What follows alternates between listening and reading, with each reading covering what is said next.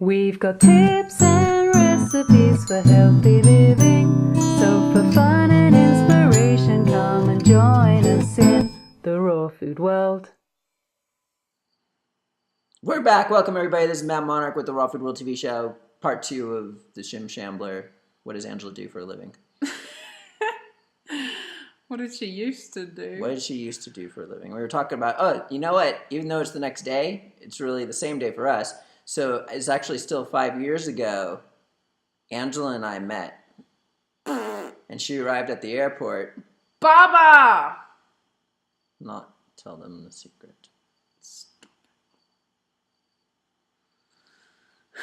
All right. So that was, we were talking in the last video about woofing and WUMA and EVS. Another thing that I used to help out with a lot, volunteering stuff, is called IVS. I have a lot of acronyms in my past. So IVS is the International Volunteering Service. I hope I remember that right. And IVS is the British branch of SICS, I think it's called. Yeah, Service Sector International, that's what it's called. Okay, SCI, that's what it is. And these guys organize short-term, medium-term, and long-term volunteering projects all around the world. And I used to do a lot of great projects with them. So with those guys, I traveled like to Hungary, and I worked in an outside. In Hungary, I worked restoring a palace. That was amazing. This like old ancient palace that needed restoring, and I was working there. And then I went to Slovakia, and I was working in an outside museum and restoring buildings there, and so. And then I went to the Netherlands, and that was a really cool volunteering project. Emmaus, or some people say Emmaus, that's the organization I was working with there in the Netherlands. And that would definitely be something to check out if you're looking for places to volunteer. Emmaus is one of my favorite volunteering organizations. What they do is they have centers in different places around the world where people who are homeless, usually, it depends, there's all kinds of different people there, but usually it's homeless people who go and live there in Emmaus communities, or Emmaus, however you say it, and they live together and work together, and they sell secondhand stuff. So people in their communities give them all this stuff that they don't want anymore, and they resell it, and the money that they make, they use for their own projects as much as they want, and then any extra stuff that they have, they pass on to other Emmaus communities around the world who might not have as much funding as they do. And I just love the energy of those places, because it's people coming from the streets who often have the sense of having nothing in life and like no self-esteem. They're coming from maybe alcoholism, drug addiction, and they get in there and they have to be clean. That's one of the conditions of being there. And they contribute to the whole system that's going on there of reselling all of this stuff that other people don't even want. And I just think it's this amazing win-win-win situation. Do they make money? Yeah, so they make money from reselling all the stuff that other people don't want. And they live there. Yeah. And the land that they get to run the different Emmaus places is always donated. It was started by this monk from France. And there's so many stories about it. It's amazing. But anyway, the one that I was at in the Netherlands was originally a pig farm. And so when they got the land, it was just all of these like pig houses. And then they turned it into this place that really makes a lot of profit, selling all the stuff that other people don't want anymore. And then they use that money to give to the other Emmaus communities around the world that don't have as much money. And I just think it's beautiful. It's a money-making madness good corporation. Rehabilitation. She was telling me about this and telling me like all the details and how much money is generated in these things. It was crazy. Yeah. They make good money, and it's win-win-win because people are getting off the streets, they're getting clean. Yeah. She loves it. I love it. I love it too. Maybe before you go into the next job, I could maybe tell everybody maybe one sweet memory I have over the last 5 years of. Ooh. What's that? Okay, well, we'll skip the very first time we met in the airport. Stop it, Baba. But the next one is, so here I was with this hot little diva who was like all over me and stuff, and I'd be like at these raw food events, I'd be like the man, like, yep, what up? Baba.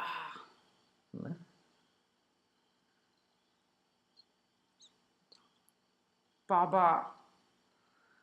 All right. Let me see what else is on the list. Okay. Baba. More volunteering stuff. I went to Ireland for quite a while and was helping out in the Camp Hill communities there.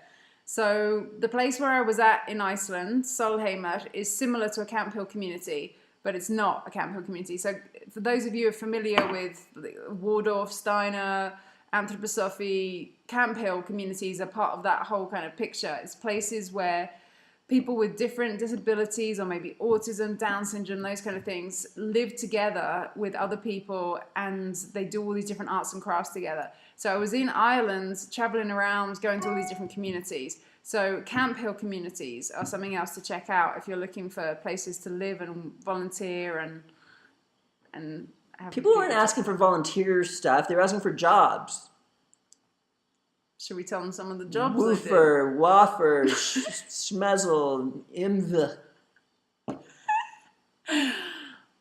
Let's tell them some of the jobs then. There's so many different random jobs I've done in my lifetime. Here's some of them. It's crazy. It's like every day I hear a new one. Oh, one of the most painful was when I was at university in Edinburgh and I was doing phone calls for charities, fundraising phone calls for charities.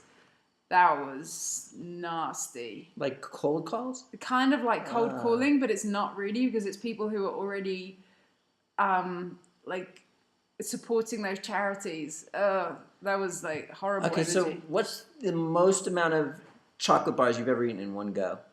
I don't know if I could quantify that. I mean, in like one sitting, like, okay, I'm just gonna, like, oh, you can't quantify it because it's just too much. Yeah, mounds. So when you were 300 pounds, you could have eaten like 30 candy bars without a problem. Yeah. Baba. You know those like, okay, I used to like the Kit Kat bars during a movie. I would get the very long ones and I would just like chew the outside so it would last a long time. But, I mean, if I would have had 2 or 3, it would have been like insane. Like, wow. Okay, what's the most amount of hamburgers you've eaten in one go? I would think probably like 6, 7, 8. I don't know. Okay, I've done that. Can you just tell us the most crazy thing that you used to eat that was just made out of, it was like lard or something? Like just pure grease? Like what? Tell me. The first thing that came to mind when you said that, when I used to be drunk and then come home, I would want to make like toasted sandwiches. So it would be white bread and then slathered with margarine, right?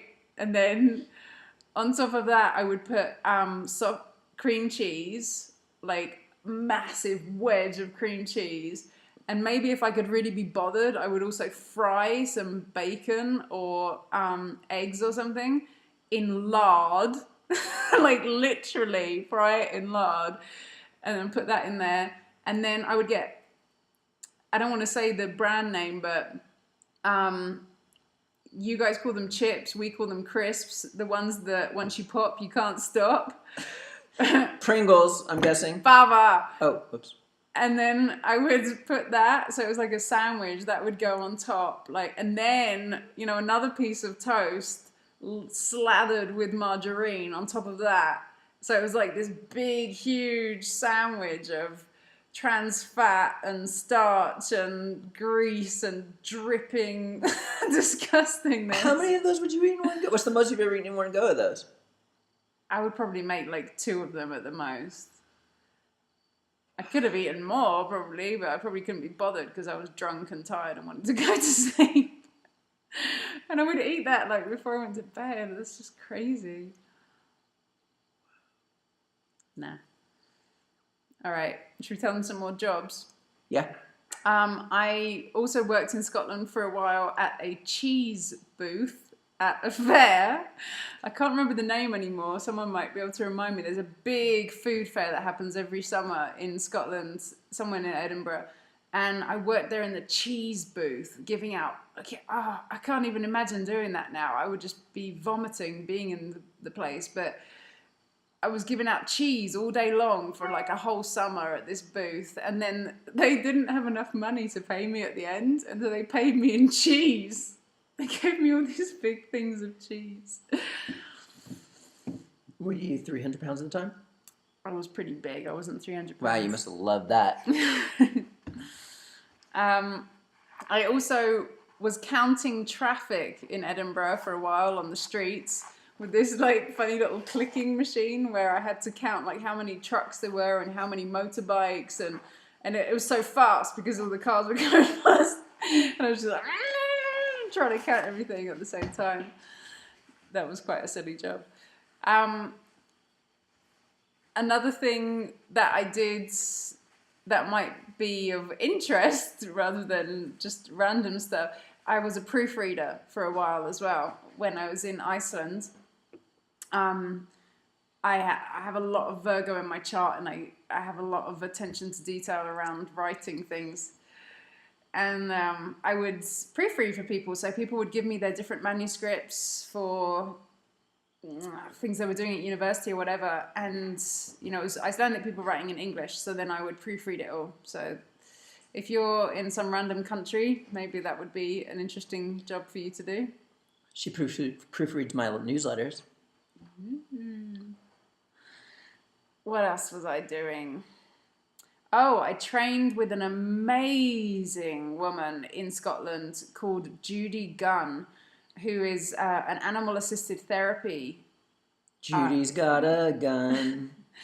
And actually, if by some fortuitous turn of events Judy ever sees this video, I would really love to be in contact with you again, because I don't have any contact information for her anymore. But she is an incredible animal healer, animal intuitive, and I was working with her to learn about animal-assisted therapy because I went to Iceland the second time to go and run an animal-assisted therapy unit with the people with disabilities out in the countryside. So I was training with her in Scotland to learn about how to do that, and I learned a huge amount. Another place where I was in the UK that might be of interest to some people is CAT, C-A-T, the Centre for Alternative Technology. I was there over a whole winter season as a volunteer again, working in the maintenance department. Look up CAT.org, I think it is, if you're interested in that. CAT, the Centre for Alternative Technology, amazing place, thousands of visitors every year, and it's all about, you know, eco-friendly living and alternative energy and solar panels and wind power and all of those things, composting. I did a lot of stuff around composting there. So we're getting to the end of the video again, aren't we, Bubba? Yeah. Judy Gunn. That's why she's so good with the horses. That's why she lies on the floor next to them. I'm going to rattle off a few more in the last few seconds because I don't want to have to do another video, and I'm sure you don't really want to know about all of them. But yeah.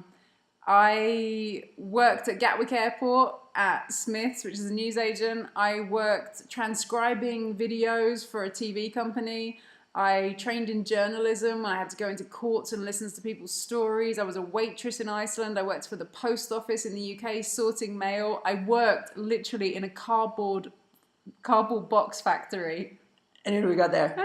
MMR, we'll see you tomorrow at the Raw Food World TV show. Thanks for joining us. We'll see you again at the Raw Food World.